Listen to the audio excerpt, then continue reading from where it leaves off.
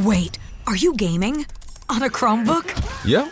It's got a high-res 120Hz display, plus this killer RGB keyboard. And I can access thousands of games anytime, anywhere. Stop playing. What? Get out of here. Huh? Yeah, I want you to stop playing and get out of here so I can game on that Chromebook. Got it. Discover the ultimate cloud gaming machine, a new kind of Chromebook.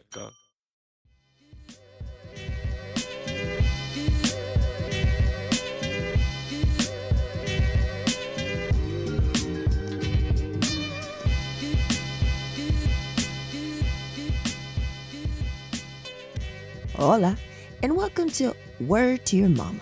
Word to Your Mama is a podcast about the life of a Latina creative, that's me, and the lives of my amazing multicultural tribe. A celebration of shared experiences navigating this dynamic world. There will be special guests, mad laughs, and absolutely no BS. Segments by the Supernatural Bear. That's my little man. He's 10 going on 40 because he's an old soul. But other than that, this podcast will be explicit. Please believe it. Now, why do I have a wide range of peeps on here? It's because I come from the music, art, and Web3 industries. Word to Your Mama comes out every Monday. Today's guest is Erin Ashley SIMon. She is Afro-Latina, co-owner and chief culture officer of XSET, which is a gaming and lifestyle brand. She's young and already a leader in the gaming and esports space. She's just been nominated for the Los Angeles Times Inspirational Women Forum and Leadership Award. You could also find her on her podcast, Real Gems with Erin, which gives an inside look at creators' shared stories, journeys, and advice. So in this episode, you'll hear how she got started in the space, the future of esports and gaming. What are some things she wished she knew before she started her career? Her favorite go-to hype song when she needs it, and so much more. As always, you know, everything we mentioned will be, and every way you can get in contact with her and check her out will be in the show notes. So I'm recording this intro. This episode drops the 25th, Monday the 25th, but I'm recording this before I bounce for a couple of weeks. Today is September 9th. I bounced to Medellín, Colombia, where we at Hola Metaverso, in collaboration with the University of Medellín, are having a 2-day event that focuses on new web technologies, AI, at immersive tech, blockchain, and we have art gallery and so much more. And then from there, we're there for a week. And then from there, we bone out to, some of us leave to New York City for a week full of events leading up to Thursday, September 21st, us speaking at the United Nations General Assembly 78th Science Summit. That is correct. I am honored to be a part of the Women in Web3 Space Initiative led by Sandy Martinez and Cindy Kuhn. And we will be focusing on reducing inequalities through digital and technological opportunities. I specifically, in our session, in the agenda, will be speaking on the importance of diversity in Web3. So this is in anticipation of those two really big events, right? Where everything that we do is because the mission is bigger than us. And I think that's something that we all have in common with a lot of my guests, probably every single one of the guests that I have on the show, and especially with Erin Ashley SIMon, right? She's trying to make the e-games and the gaming and esports space inclusive. She's trying to be the representation that someone could see and be like, oh, I could do that. I can be a part of that. And that's what we're trying to do. That's all we've ever tried to do, right? It's the mission is bigger than us. And we are just trying to be advocates for equality, justice, and inclusion, especially as our world becomes more tech-based. So, as always, we get into the episode, and then it's the Supernatural Bear Corner. I think he's re-dropping one of his favorites, his most requested gems, and then we go into an outro. So, yes, let's get into this. So, Erin, muchísimas gracias for being here. I'd like to start off by asking, how are you doing? I'm doing well. I just got back from a work trip, a little tired, but overall, I'm pretty solid. How are you? I'm well, thank you. Just grinding as we all do out here. So, I wanted to start in the beginning. Where are you born and raised? So, I was born outside of Philadelphia, and during that time, my mom, my brother, and we moved around a lot. Eventually, landed in New Jersey, where I was raised for my most of my childhood, and we spent some times in New York. My mom's a New Yorker, spent some time there, so I was really, all over the place a little bit in the Northeast, but predominantly was raised in New Jersey. And you're on the West Coast now, correct? Bicoastal. Bicoastal. So Nice. yeah. I spent some time on the West Coast and I spent some time on the East Coast. Sweet. So, you're a multimedia personality. What was your root? What was that pivotal moment in the past that made you realize, yeah, this is what I want to do? So it was kind of something that I stumbled into back in 2018. At that point, I was working in the entertainment industry for about 8 years or so, and the company that I worked for, they laid me off along with a few others, and I kind of made a decision for myself. I was like, you know what, this path that I've been taking, I don't want to do anymore. I kind of want to get towards the path, like this path of gaming. I want to have a career within gaming. I've always played video games my entire life, and I just only started to see that there were opportunities coming up for it, as well as opportunities to be in front of the camera. I worked behind the camera for most of my career, and I had a few chances to do things in front of the camera, and it was during those times I was like, I really like this. I really enjoy being in front of the camera. Never really got that many opportunities to do so, so I was like, okay, I want to get to this point and really work. So eventually I worked for another company and I started covering gaming at the intersection of entertainment and culture and did a lot of written stuff because when I first started my career, I was a journalist. And so that was something that went back to my roots for. And I started covering some tournaments in the gaming space. And eventually I met a few of my friends who helped connect me to other people. And eventually I landed my first consistent hosting gig, covering gaming, covering entertainment. And then ever since then, I think that was around probably 2018 when that happened. So then ever since then, it's kind of taken off from there. But, it's one of those things that like I never really planned. It was just something that like I've always wanted to do. I was always curious about. And it was just right timing and I was prepared and it's all worked out since then. Nice. Would you say that when you were younger, a kid, a teen, did you secretly or not so secretly have visions of you being in front of the camera and being a personality? Actually, no. When I was young, I actually wanted to do sports medicine.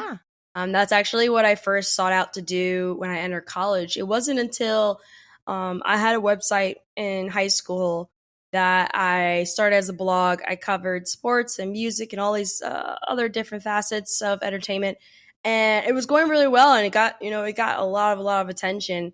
And just from that experience, I was like, oh, I really love talking to people. I love interviewing people. I love hearing about people's stories. And that was when I decided to like move more into where I'm currently at right now. But yeah, when I first was a kid, I wanted to be a physical therapist. I wanted to get into sports medicine. So it's interesting. It's interesting to see the transition that I've made since then. Right? It wasn't like a far leap. Like you're still within the world, right? Like within the realm of sports. So you are the, co-owner and the chief culture officer of XSET. XSET. So it's making waves in the esports world. Tell us about the vision behind the organization and how it's really pushing and redefining boundaries in the space. Yeah, so it was first founded, the founders of the company, they worked for another gaming organization and they wanted to find another one that really had a diverse set of individuals and diverse set of business, and really integrated a lot more of entertainment. And so, from since then, it started in 2020. I worked with them to also really keep in mind certain elements of inclusivity and diversity, because gaming is such a universal thing. And because of that, there's so many different kinds of people that we can tap into, that we can engage with. And especially with me being an Afro-Latina, I wanted to really engage with the Black community and the Latino and Hispanic community. And so, it started off with just kind of like, this is where we want to go. And now we're moving a lot more into showing people that gaming is universal. Like, anyone can engage with gaming. It doesn't have to necessarily be you playing the video game itself. Like, you can watch a Super Mario movie.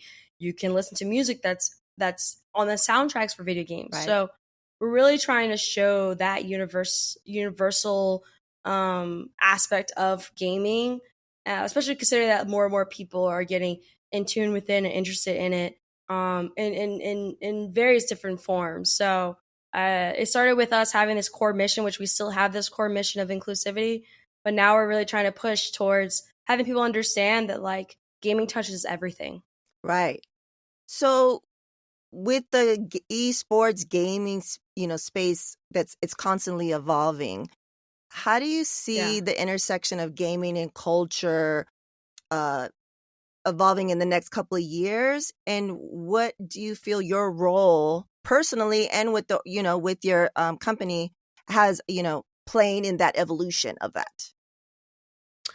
I think esports and gaming are going to be more intertwined into entertainment and life in the US. There's other countries that have already been embracing it a lot more from a cultural standpoint.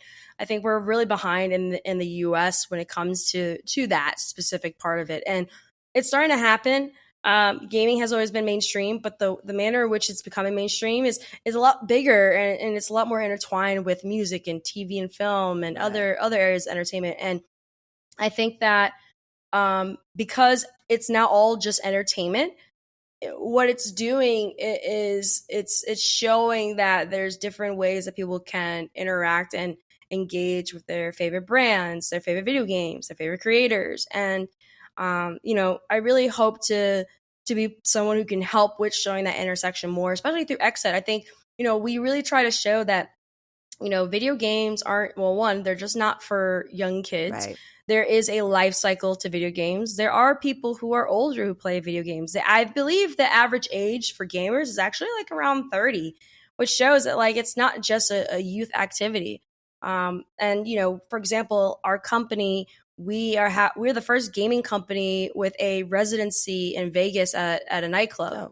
And so we're even showing that, hey, gaming can be part of nightclub life. It can be a part of these other areas of entertainment that people don't realize, because people like to play video games in all different kinds of settings. It's not just 8-year-old kids that want to. And so we really hope to show, like we were mentioning before, that gaming is for everyone and gaming touches everything. And then also, like, more important for, like, what I'm trying to do when it comes to being a chief culture officer, since I focus in on inclusivity, charity, social good, and community building, I really want to show that, like, video games and gaming can be used as vehicle for success. It's not something that is going to just, it's going to distract kids and it's bad for them. Like, no, video games have been used for really good things. I mean, video game and elements of video games have been even used for, like, treating ADHD, and certain elements of it was used for figuring out certain, scientific findings for COVID to help develop vaccines. Like, there's so many different things that video games are used for. And so I hope through, what I do with my team and what we try to do with XSET, we're going to show how much gaming is a lifestyle, and how much it's so engaged and involved in so many areas of our lives during different periods of our lifetime. Right.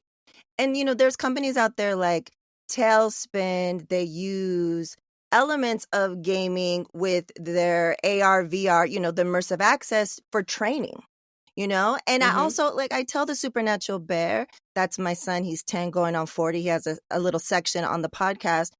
he's saying like how amazing Gen X, like our generation, my generation is. I was like, exactly. If you didn't have us, we were all about the video games. So much so that when we grew up to be executives, we're making movies about it. The Marvel universe is out there. Like, there's a lot to be said about our generation because we love doing that. And when we grew up, we continued doing that. So I'm just trying to reiterate what you were saying, any age, right? Like the average age for gaming in this space. But as far as like video games and other things, like it runs the spectrum. It's the gamut. You could take it to the club, the tournaments. It could be a whole social event. It could be educational, right? Especially because there's been research done for education. If you gamify something, people, take it in more, right? It seeps into the brain in a different way because you're interacting with it on so many different levels. So going back to what you do as the chief culture officer and also making it so it's, it does public good service. You have an extensive record of collaborations across brands and organizations, right? So is there a particular partnership or project that really stands out to you as a game changer in blending all the different things that you love to do?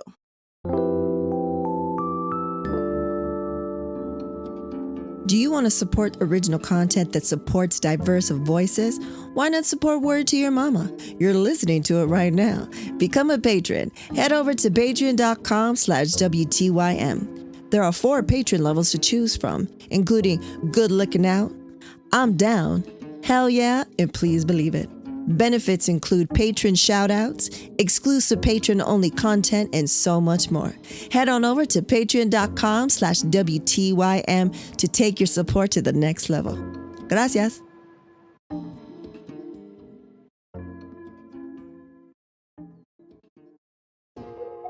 Many of us have heard of the devastating passing of Hurricane Fiona through Puerto Rico, but not many of us know of ways, or better yet, trustworthy ways to help and contribute to those in need.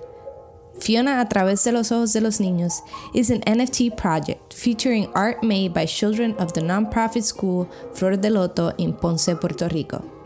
Through their drawings, they've expressed their feelings and fears which they went through the hurricane. You can help these children, their school, families, and communities by minting one of their NFTs at helppr.xyz. You can also help by sending crypto directly to their wallet listed on the website or do a donation through PayPal. The links can be found in the description. And to learn more about this initiative and how you can help, please visit helppr.xyz or via Twitter at helpprflm.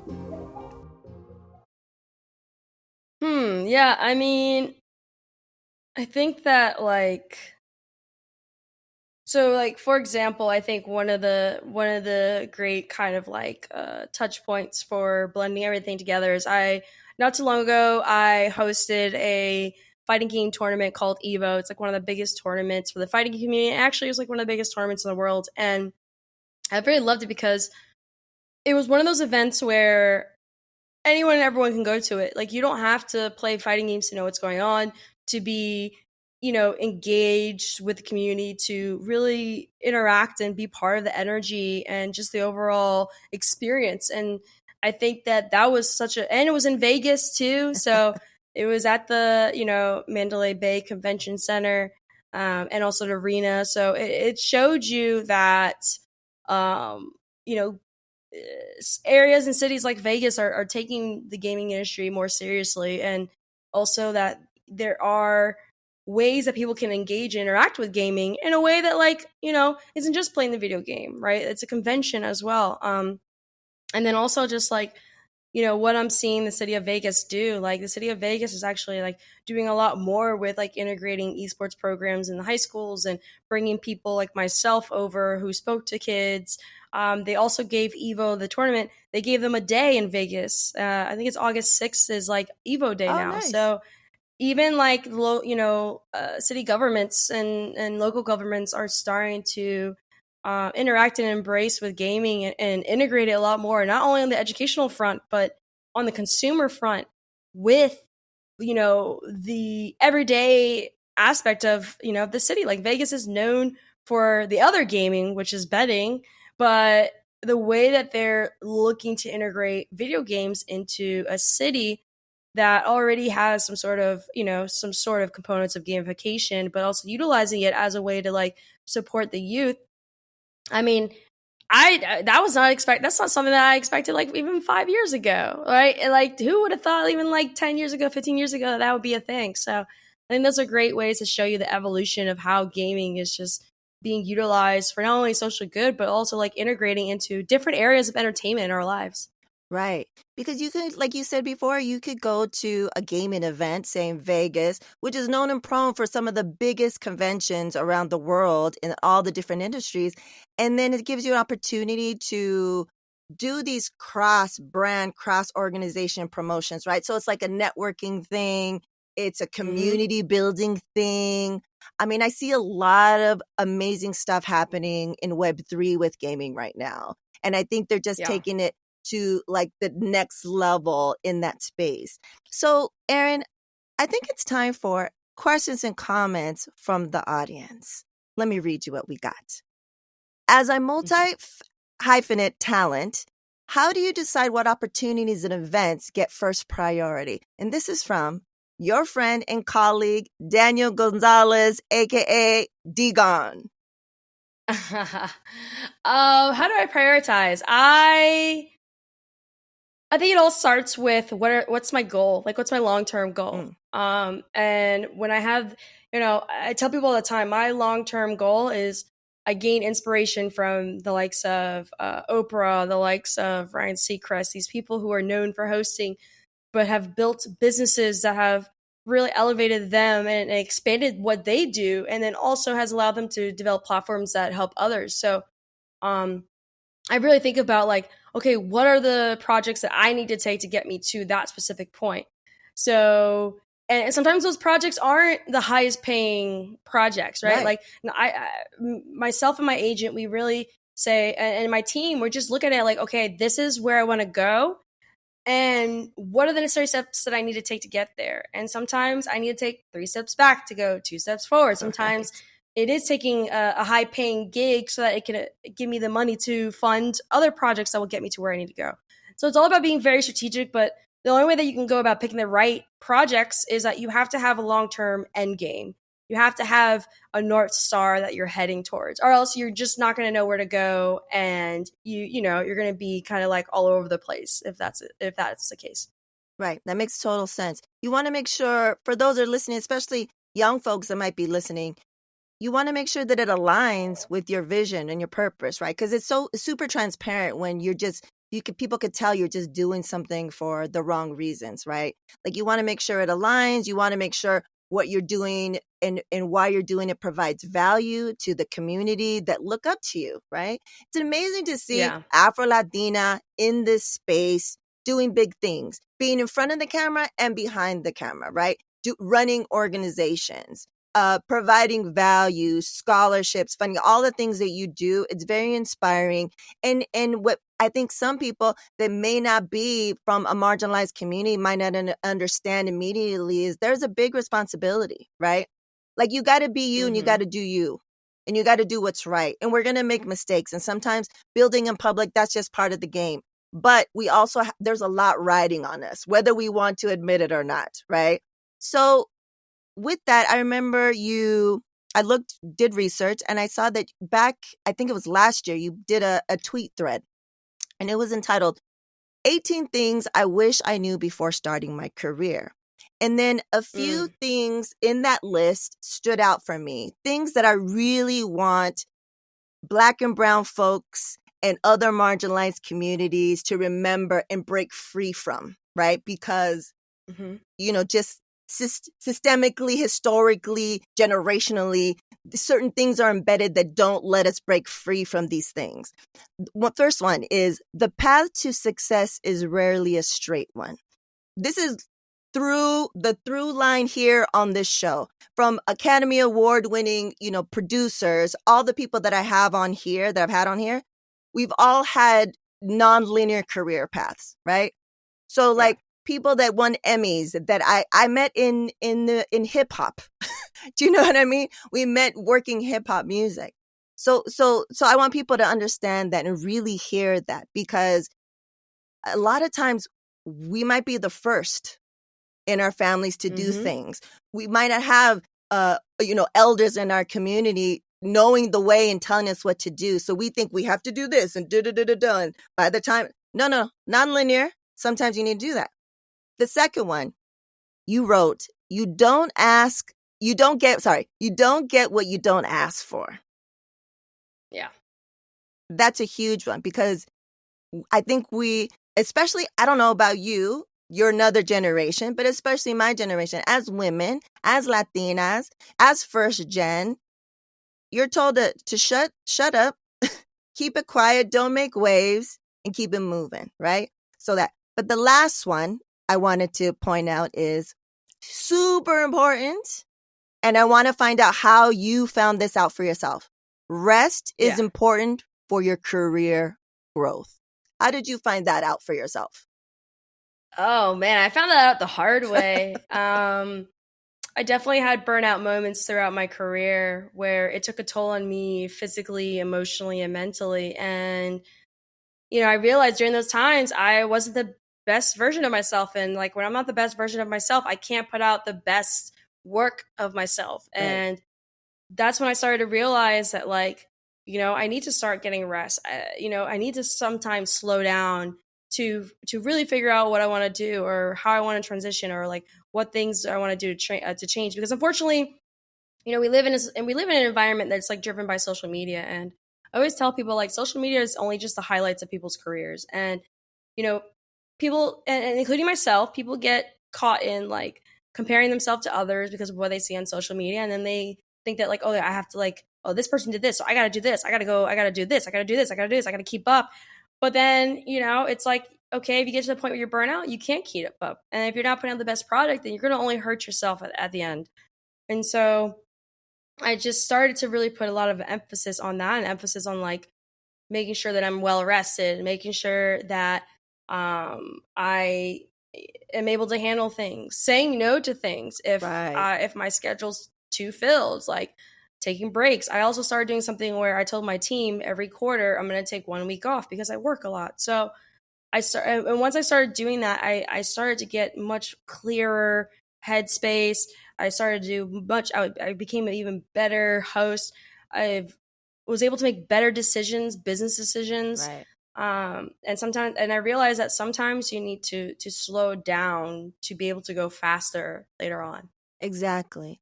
And I think a lot of us, we're told or we're shown by actions is if you're not busy, you're not successful. You're not doing things, right? Yeah. So it's about working smarter, not harder, right? And it's about balancing, like you said, because to be in tip-top shape, people don't understand we need the rest. Like that thing, I'll sleep when I'm dead. Nah, sleep now.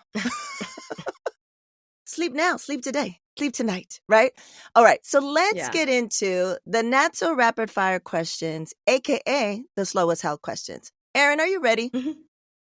Yeah, I'm ready. Okay, first up, 3 words to describe yourself. 3 words to describe myself: kind, bold, nice, and empathetic. Ooh. I think those are probably the 3 that really epitomize who I am. And that's a great combo, Erin. Like, you probably know this. You're a different generation. But let me just tell you, that's an amazing combination. The things that you're doing, the realizations at such a young age that you have about the rest, about, alignment, giving back to the community, lifting up others. So there's some people that never learned that and are in these positions. So the fact that you describe yourself in the way that I see you, not even knowing you, but the way you present yourself, the way it comes across, I think that's a winning combination. You can be shy and be bold. Let's make that distinction. You can be shy and be bold, right? Okay, next one. What's the best piece of advice you've received?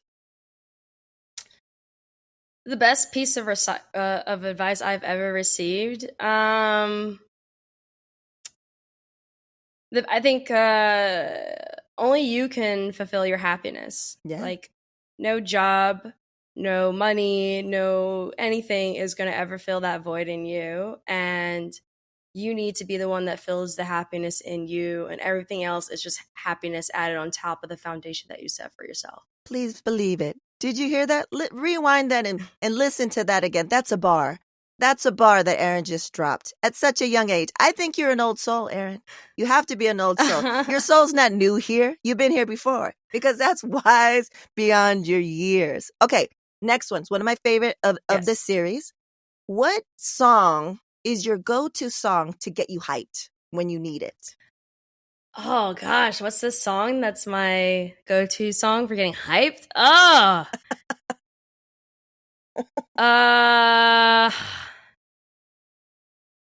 Okay,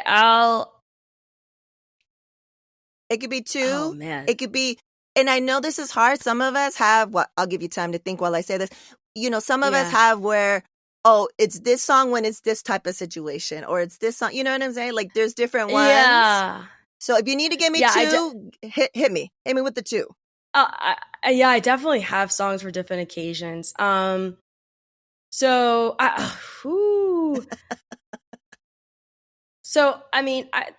one actually is, okay, so funny enough, because I do hosting work, I don't like to get amped too much because then it's just like I'm too like hyper.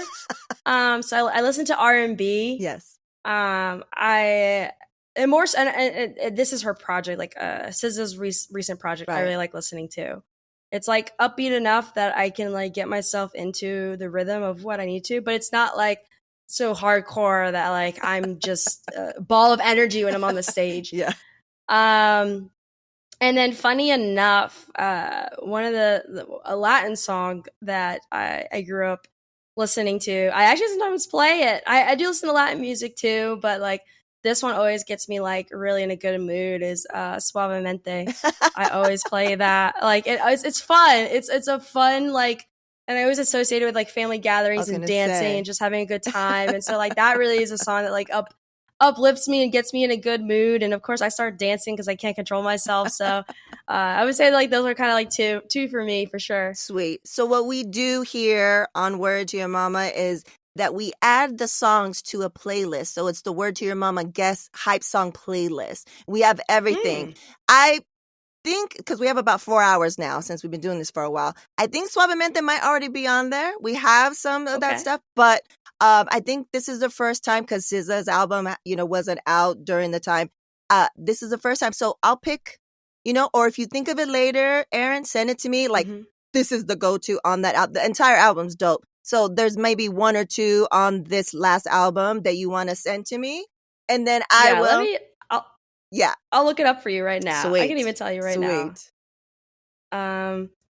Yeah, her project was really good. You can add, it's her album SOS. Oh my gosh, there's so many songs. So many. Really good. You could do Low. I actually really like her song Low. Low will be added then for sure. Okay, final question. Erin, what will be your legacy? What will be my legacy? Honestly, I think I want my legacy to be one. It's interesting. I think that like whenever we talk about legacy sometimes, which is not a problem, but I think sometimes when people talk about legacies, it's like this grand thing. And such a big mark on whatever industry they're in or history. I think for me, honestly, is if through my career and my life, I can help to change one person's life, that's what for the better. That's what I want my legacy to be. I want to be known for the impact, the positive impact that I have in people's lives, whether it's inspiring them, whether it's helping them, whether it's being the role model that they need. That's, to me, is a legacy that I would want. And I don't need to change 1,000 people's lives. Like, even if it's just one person, that's more than enough for me. Amazing. Erin, Wise beyond your years. Wise beyond your years. That's great to hear that from you, because I feel like you've already reached that goal. Minimum one person, if I know for sure, is way more than that already in your career, and you're just getting started. So Erin, muchísimas gracias for being here. Let us know anything you need us to know, where we can find you, what up and coming projects are coming up, whatever's clever. Let us know. Share with the world right now. Yeah, absolutely. You can find me at Erin A. SIMon, ERIN as in Nancy, ASIM as in mother, ON as in Nancy. On all social media, that is my consistent handle. I also have my own show called Real Gems with Erin. It drops every Tuesday, so I do that. And then, yeah, you can see what I'm up to. I'm going to be heading to another big gaming convention soon and doing hosting stuff there. So if you just want to keep up with everything that I do, you can just follow me on my social media. Sweet. Muchísimas gracias. Thank you so much. Thank you as well. And now, introducing the Supernatural Bear Corner. Supernatural Bear. Burp. This song goes out to all the people who love yams. Hit it! Can I get to the yams? Sweet yams. Show me the way, 'cause I got bills to pay.